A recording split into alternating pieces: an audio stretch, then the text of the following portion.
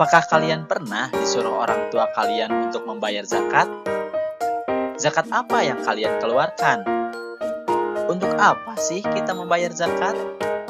Nah, untuk menjawab pertanyaan-pertanyaan tadi, marilah kita simak video pembelajaran berikut ini. Bahas tentang ayo membayar zakat. Tujuan pembelajaran kali ini adalah kalian bisa memahami pengertian dari zakat, macam-macamnya, orang-orang yang berhak menerima zakat, dan hikmah dikeluarkannya zakat. Nah adik-adik, kalian tentu masih ingat rukun Islam kan? Ayo, ada berapa rukun Islam? Ya betul, rukun Islam itu ada 5. Yang pertama adalah syahadat, yang kedua sholat, yang ketiga zakat, yang keempat saum atau puasa, dan yang kelima adalah naik haji. Nah, dalam video pembelajaran kali ini, yang akan kita bahas adalah rukun Islam yang ketiga, yaitu zakat.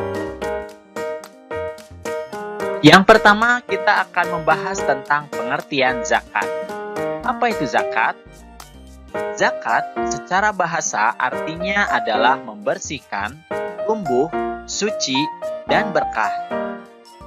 Sedangkan secara istilah, zakat artinya mengeluarkan sebagian dari harta tertentu yang telah mencapai batas tertentu kepada orang yang berhak menerimanya.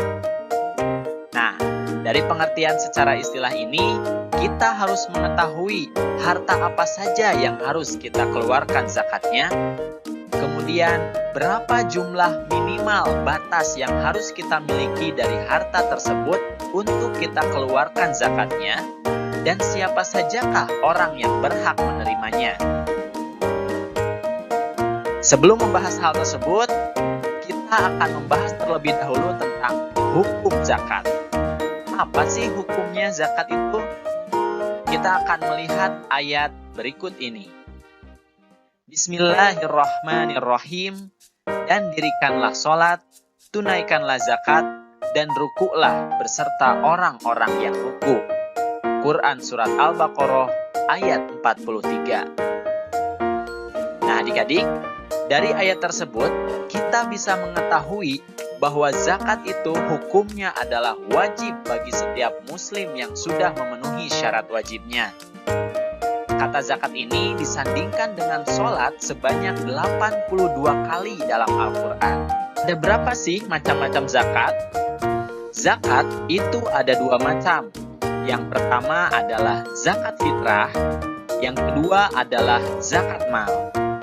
Kita akan membahasnya satu persatu. Yang pertama kita akan bahas adalah tentang zakat fitrah. Apa itu zakat fitrah? Zakat fitrah adalah zakat yang wajib dikeluarkan oleh setiap muslim yang mampu. Artinya, orang tersebut memiliki makanan atau harta yang cukup untuk merayakan Hari Raya Idul Fitri. Kemudian zakat fitrah adalah mengeluarkan beras atau makanan pokok lainnya sebesar 2,5 kg atau 3,5 liter tiap orangnya. Nah, kemudian waktu mengeluarkan zakat fitrah itu bisa dilaksanakan mulai tanggal 1 Ramadan sampai menjelang Hari Raya Idul Fitri. Tapi, waktu yang lebih afdol untuk mengeluarkan zakat fitrah adalah menjelang Hari Raya Idul Fitri ini. Kemudian zakat fitrah dikeluarkan agar orang yang tidak mampu dapat bergembira pada hari raya. Nah, jadi ini adalah pengertian dari zakat fitrah. Kemudian, siapa sajakah orang yang wajib untuk mengeluarkan zakat fitrah? Ini adalah syarat-syaratnya. Yang pertama, orang tersebut harus beragama Islam, baik laki-laki maupun perempuan, baik sejak usia bayi, anak-anak, atau lanjut usia, yang penting dia beragama Islam, maka itu menjadi syarat wajib mengeluarkan zakat fitrah. Kemudian yang kedua, dia memiliki penghasilan yang cukup untuk kebutuhan sehari-hari. Nah, zakat fitrah untuk anak-anak menjadi tanggungan dari orang tua mereka. Kemudian yang ketiga, orang itu masih hidup sampai akhir Ramadan. Nah, jika kalian sudah memenuhi syarat-syarat ini, maka berarti kalian wajib untuk mengeluarkan zakat fitrah. Itu arti dari syarat wajib zakat fitrah.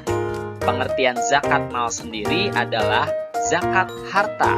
Mal artinya adalah harta, sehingga zakat mal ini memang dikeluarkan untuk membersihkan harta yang dimiliki oleh kita. Kemudian, apa saja sih syarat wajib zakat mal?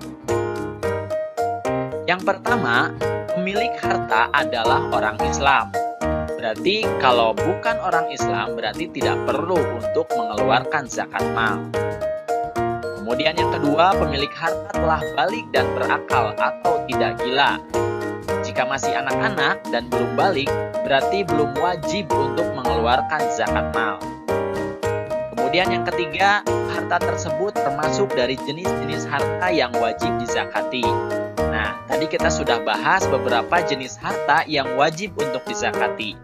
Jadi, jika kalian memiliki harta di luar jenis-jenis harta tadi, itu tidak termasuk dari zakat yang wajib dikeluarkan.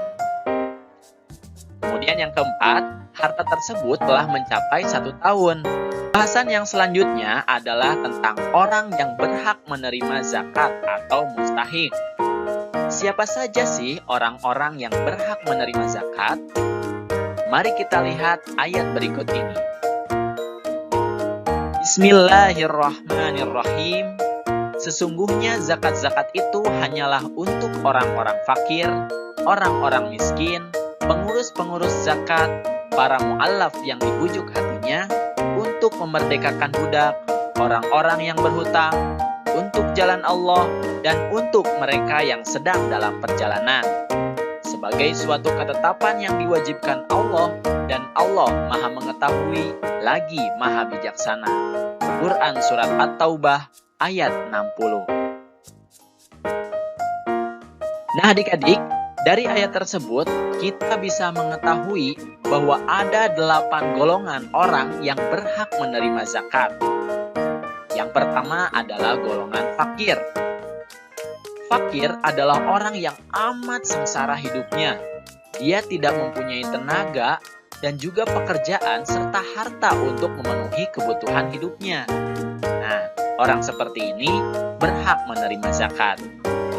Kemudian yang kedua adalah golongan miskin, yaitu orang yang tidak bisa mencukupi kebutuhan sehari-harinya, meskipun dia memiliki penghasilan atau pekerjaan. Kemudian yang ketiga adalah golongan pengurus zakat atau amilin, yaitu orang-orang yang diberi tugas untuk mengumpulkan dan membagikan zakat. Kemudian yang keempat adalah mu'alaf, atau orang yang baru masuk Islam. Tapi bisa saja orang yang bukan Islam atau non-Islam, tapi dia berkeinginan untuk masuk Islam, dan untuk masuk Islam dia memerlukan biaya, maka orang tersebut bisa menerima zakat. Kemudian yang kelima adalah budak atau hamba sahaya, yaitu budak yang harus dimerdekakan. Nah, zakat ini bisa dipergunakan untuk memerdekakan hamba sahaya. Kemudian yang keenam adalah golongan orang berutang atau gorimin, yaitu orang yang berutang karena untuk kepentingan yang bukan maksiat dan ia tidak sanggup untuk membayarnya. Jadi orang yang berutang ini diberikan zakat untuk memelihara persatuan umat Islam. Golongan yang ketujuh adalah orang yang berjuang di jalan Allah atau disebut fisabilillah, yaitu orang yang berjuang untuk keperluan pertahanan Islam di zaman Nabi Muhammad SAW. Nah, fisabilillah ini juga mencakup kepentingan-kepentingan umum, seperti mendirikan masjid, musola, sekolah atau madrasah, rumah sakit, dan sebagainya, serta orang-orang yang bekerja di dalamnya dan berjuang di jalan Allah, itu juga bisa termasuk fisabilillah. Kemudian golongan yang terakhir atau golongan yang ke-8 adalah orang yang sedang dalam perjalanan atau disebut ibnu sabil,